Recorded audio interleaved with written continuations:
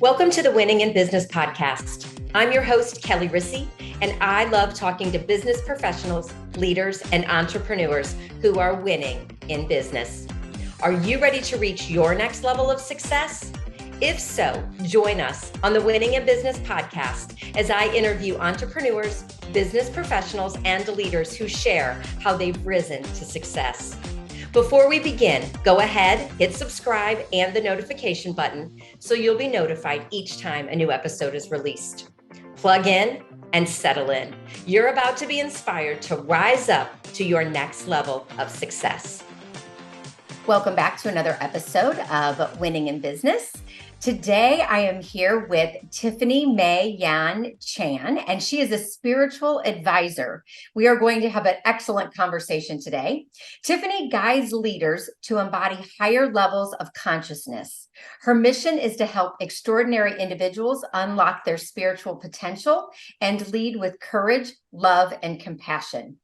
As a Master Akashic Healer, she teaches leaders how to access the quantum field and lead from their higher selves.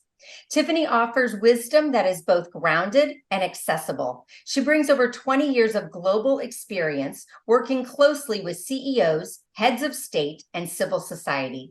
Tiffany was recognized as a Global Leadership Fellow at the World Economic Forum and holds an MBA from Babson College. To learn more about Tiffany, we're going to visit her at her website, and I'm going to put all of that in the show notes. So Tiffany, welcome. And I'm super excited to have our conversation today. Really excited to be here, Kelly.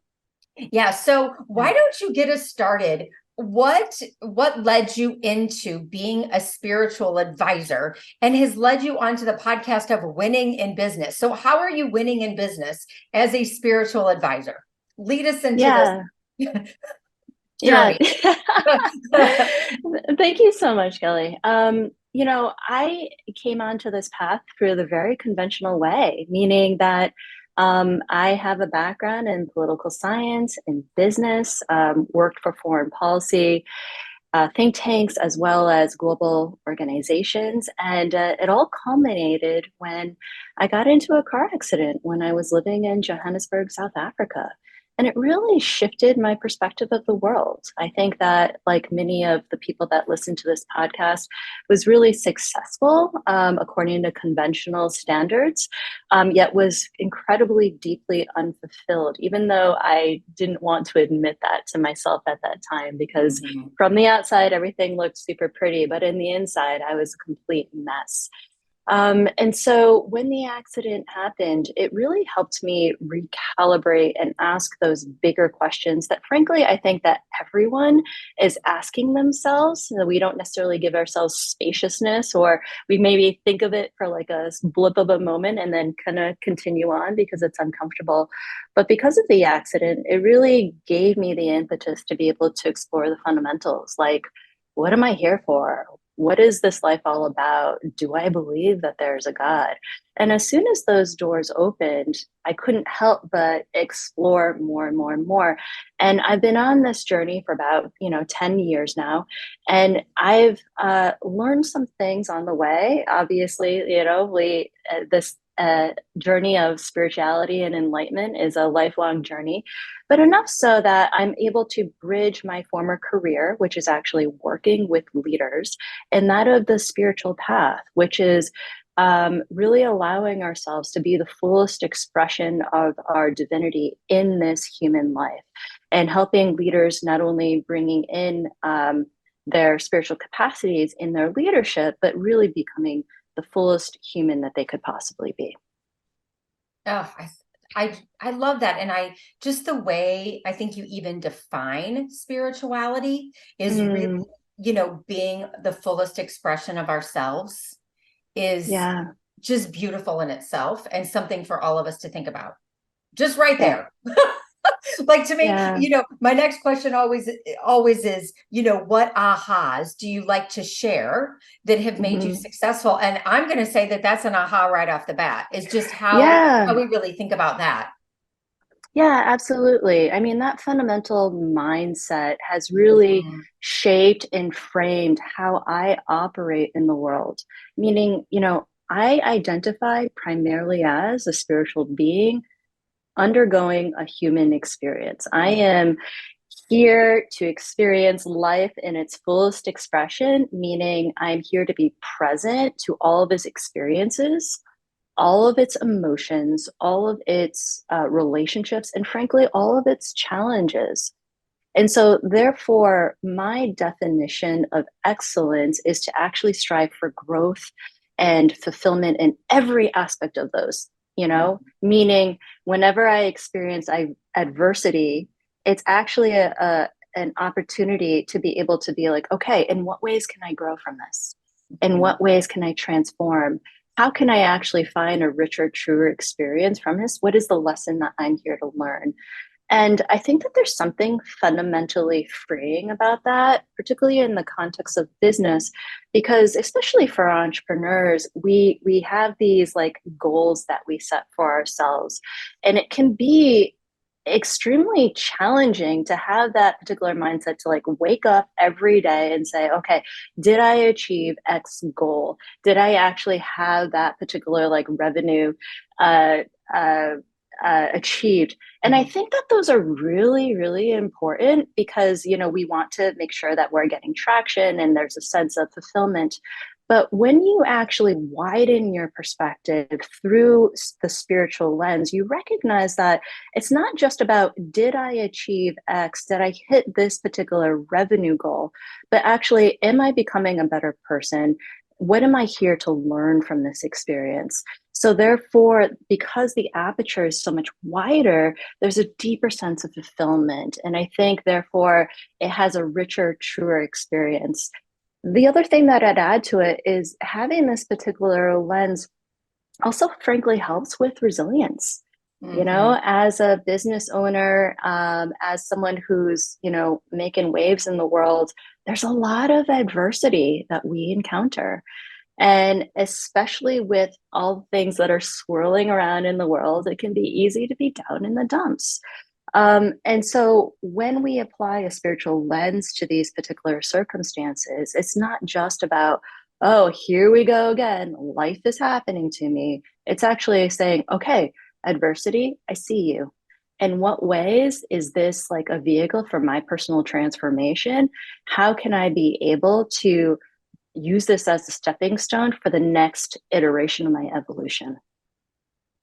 Yes, that's wonderful. And I feel like for me personally, I know that when there are areas in my life that I do not feel fulfilled in, whatever challenges it, when I step back, it's typically what I recognize is, hang on a minute, where is my spirituality?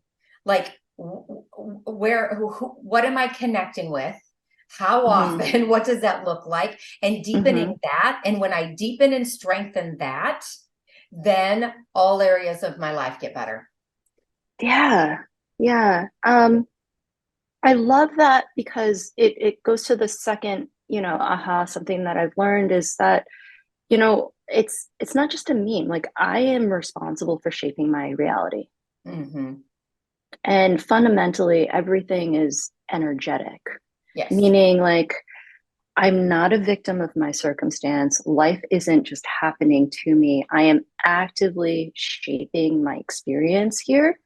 And one of the ways that I can be able to navigate through the world is first by looking internally.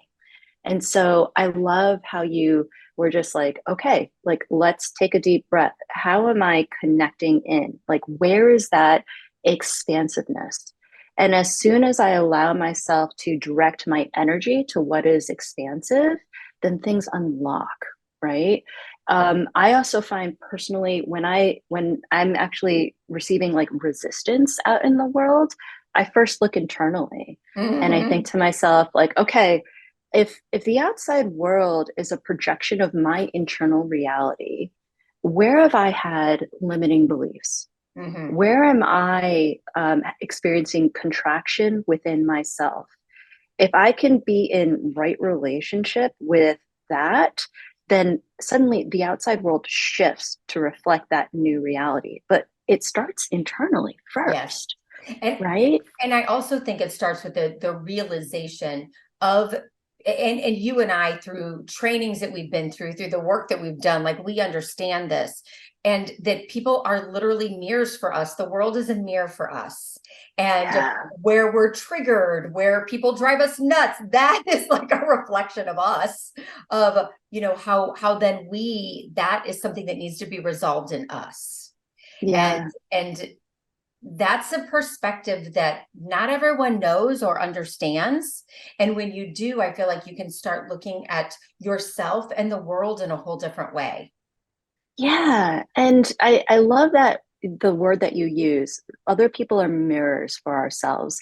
I also like using the word teachers, Mhm. Yes. when I see someone or like I'm getting personally like activated by another person, Mhm. I'll admit, like I get annoyed.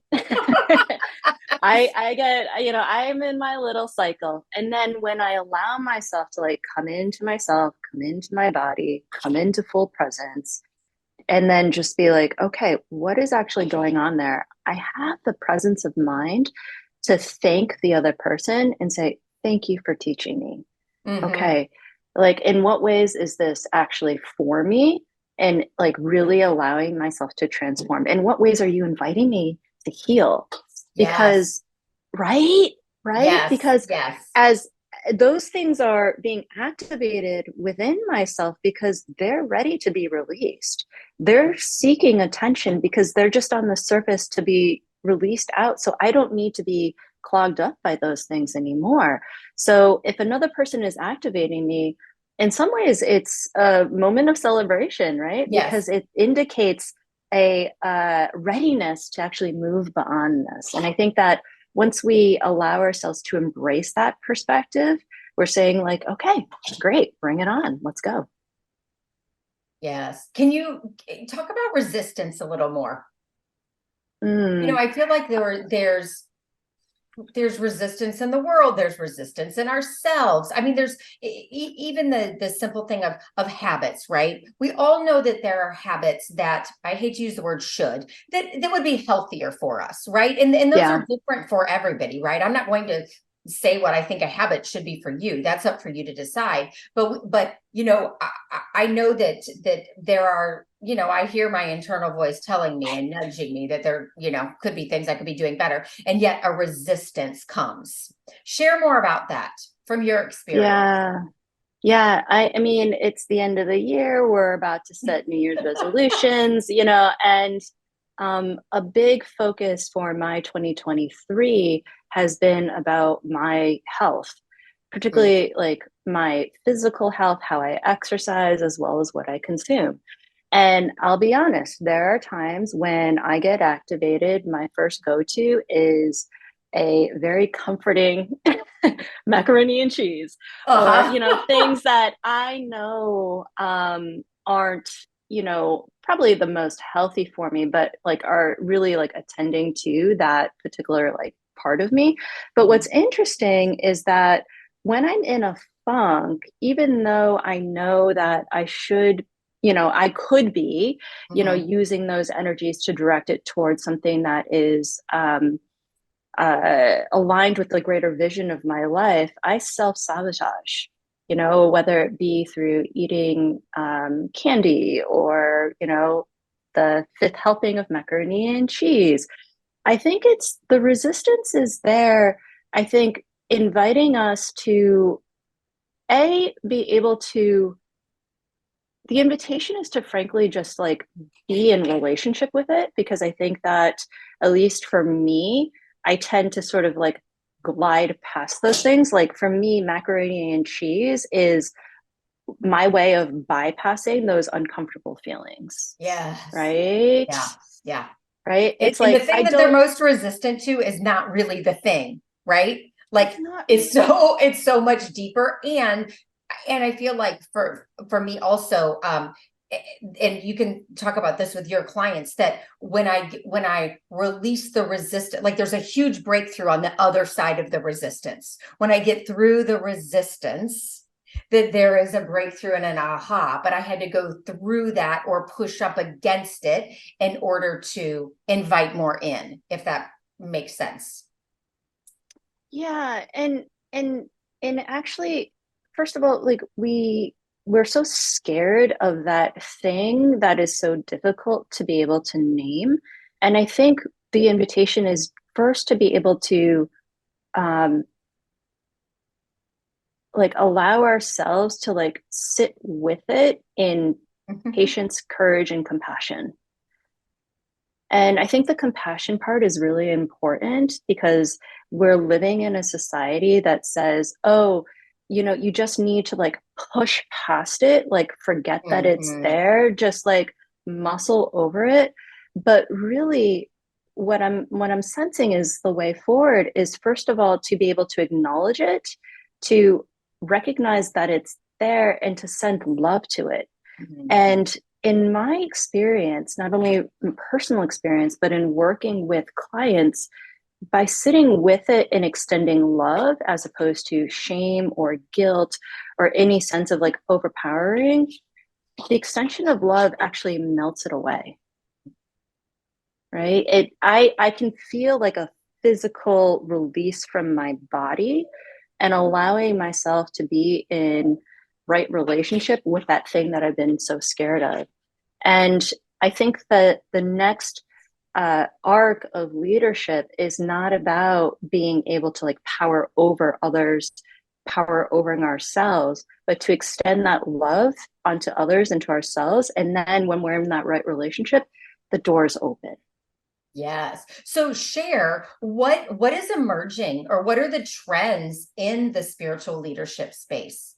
And that's really, I mean, you are out working with such high level leaders. What is, what are the trends working with them, and what's transpiring from that? Well, let me first share that this isn't a new thing, you know? Correct. It's a new thing only when you learn about it. It's new to you.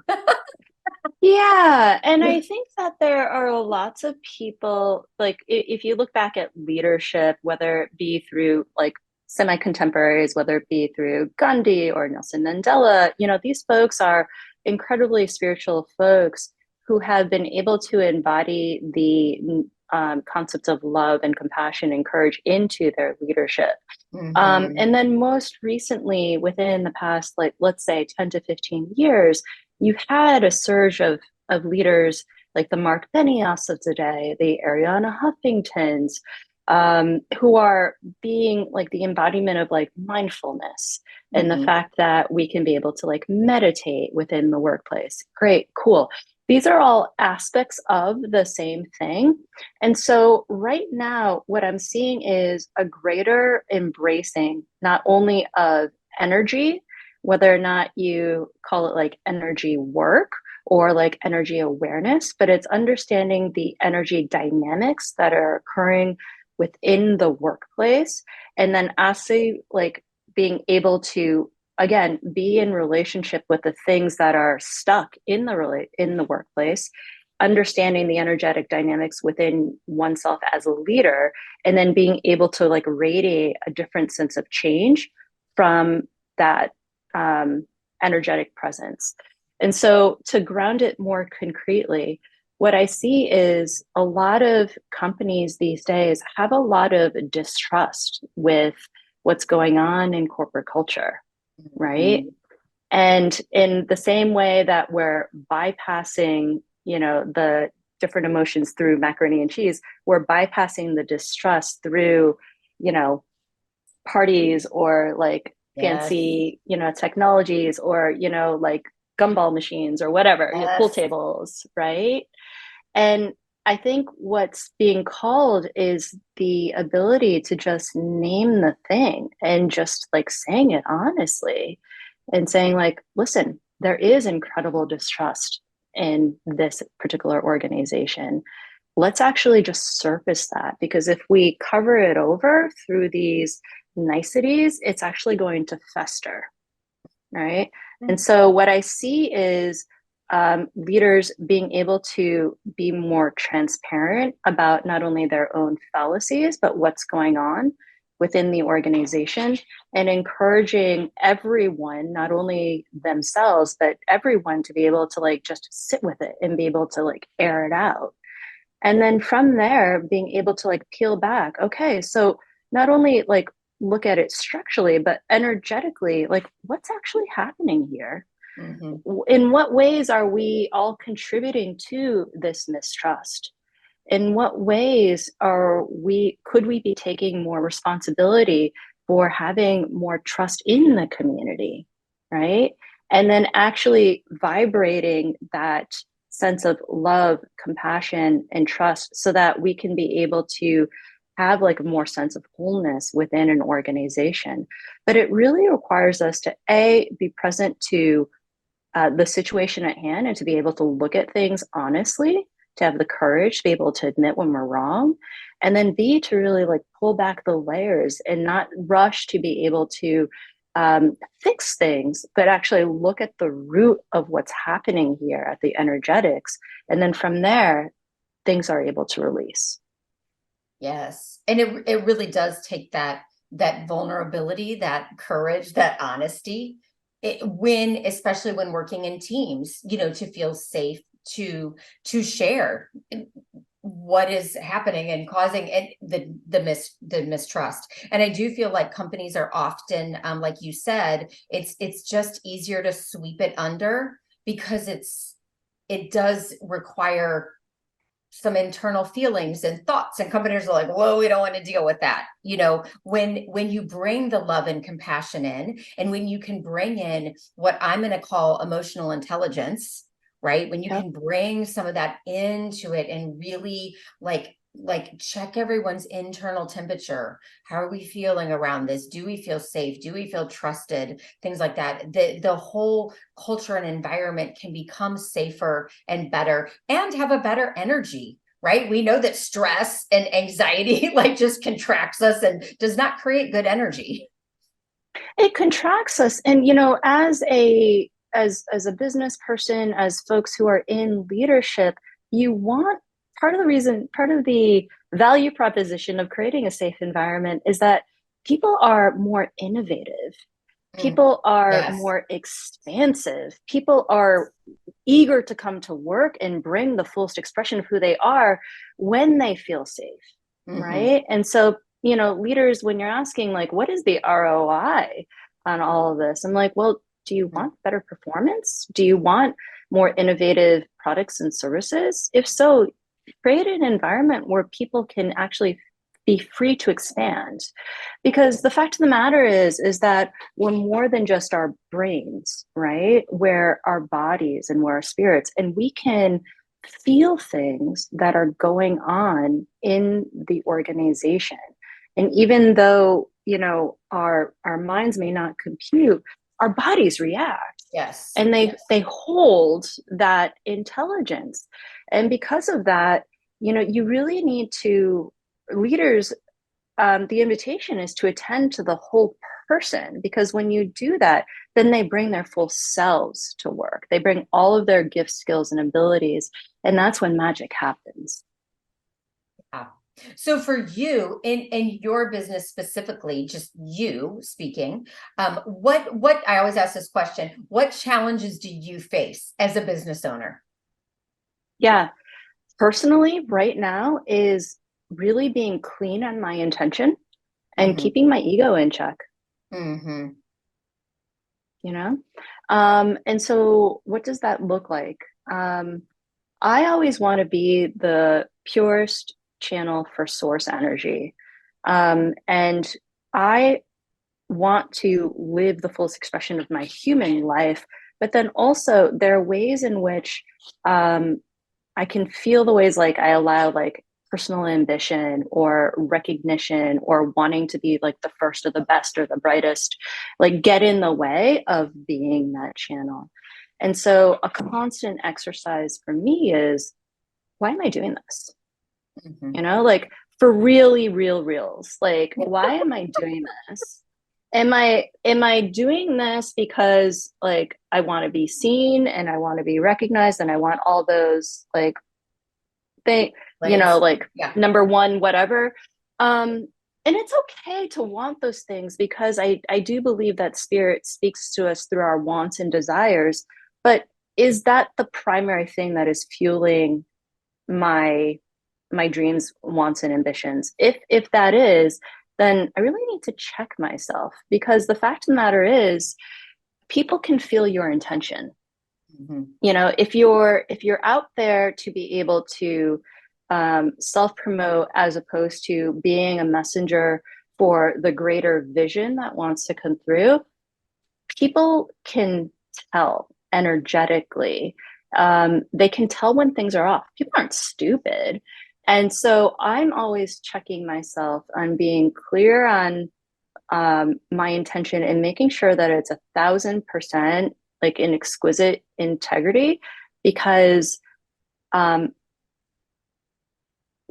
my words and how I show up in the world matters, and how I serve matters. And I want to be able to extend that pure light of love onto others. And I can only do that when I set my ego aside.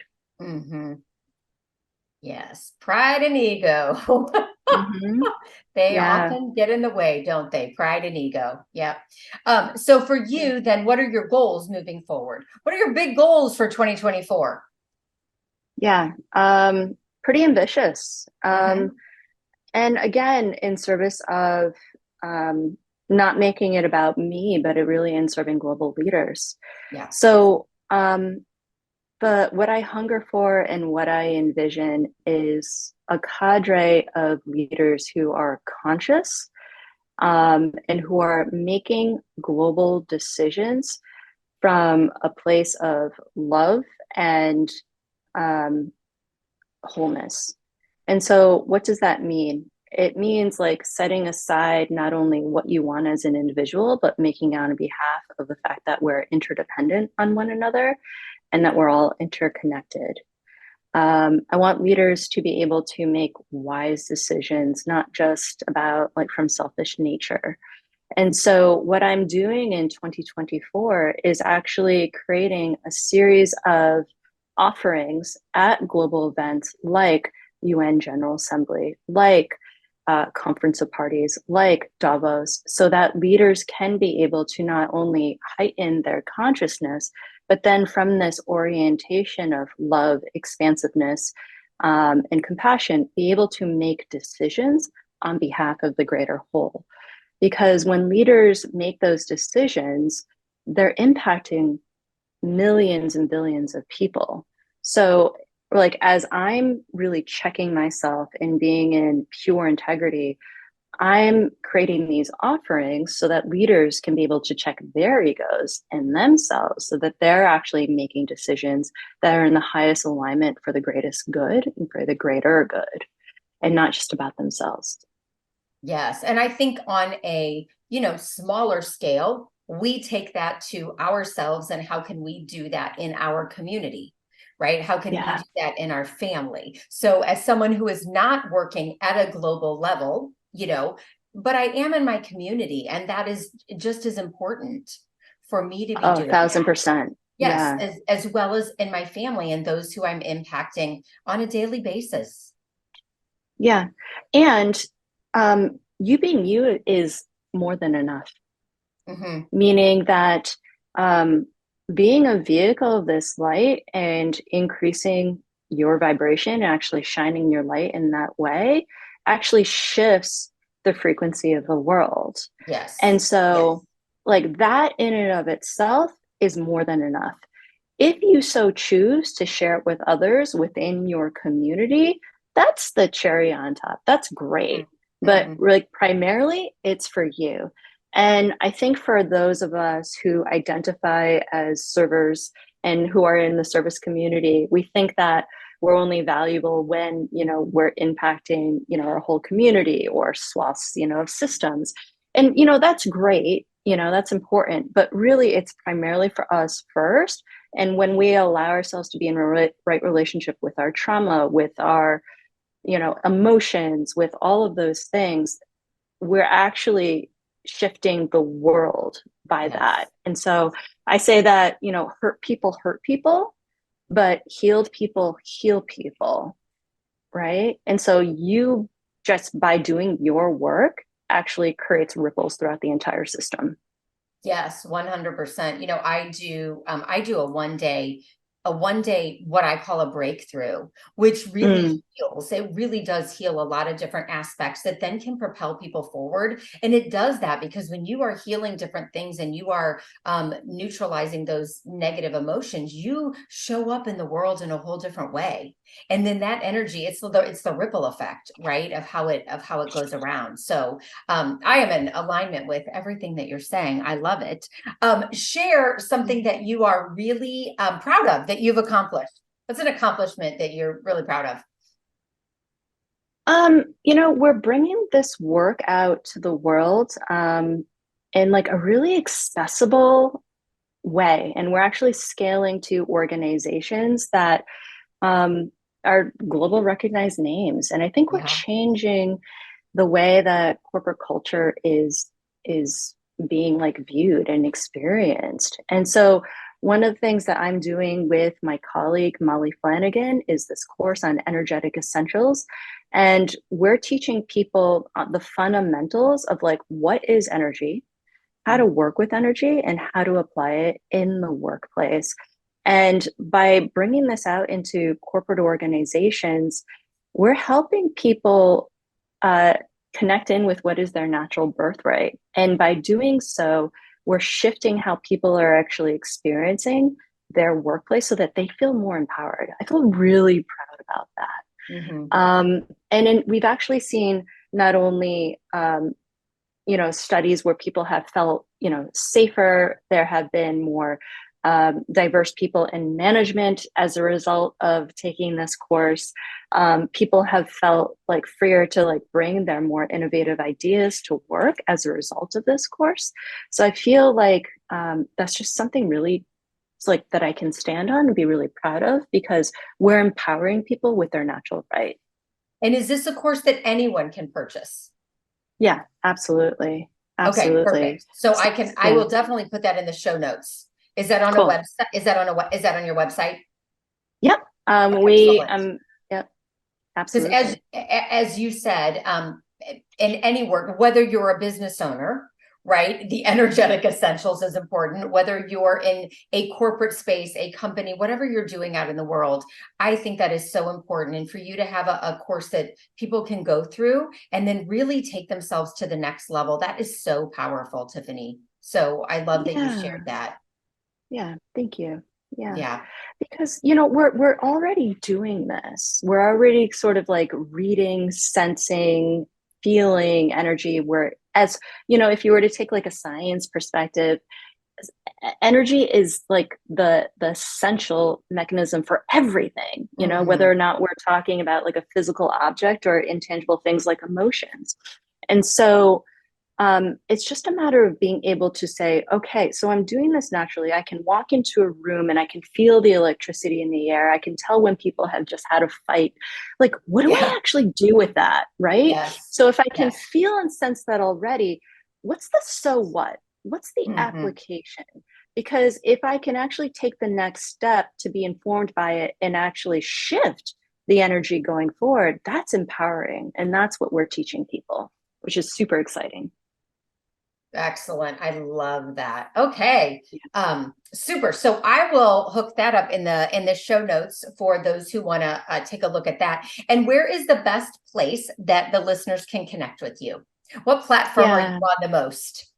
I'm on LinkedIn the most. And you can find me at Tiffany May Yan Chan. And then my personal website is www.tiffanymchan.com. Perfect. And the course again was called? Energetic Essentials. And the website is energeticessentials.co. Excellent. Oh, thank you so much just for enlightening us about what you do in this area, as well as just all the knowledge and wisdom that you bring and how you are shifting the world through your brilliance and what you're passionate about and just you as a human. So thank you so much. Thank you. This was lovely. And appreciate you and all the beautiful work that you're doing to be able to release people so that they can feel free to be able to express their truest form. Well, thank you also. All right, listeners, there are many people besides you that need to listen to this. So be sure that you let someone know about it. Also, like and comment on it so that we can share this with even more people. And I will see you next week on another episode of Winning in Business. Until then, rise up and live. Thank you for being a part of the Winning in Business podcast. If you've enjoyed this episode and want to rise up to your next level of success, but are worried about increased stress, time for work and yourself and your family, not to mention being exhausted, I'd like to invite you to a complimentary strategy call where I'll show you how you can do it all. I'll help you reclaim time, keep your sanity, handle the chaos with ease, and move to the next level of success that you deserve and desire. I hope you found value in listening today. Please always leave your comments, feedback, or questions. We check them all. I want you to continue winning in business and reach your next level of success. See you next time.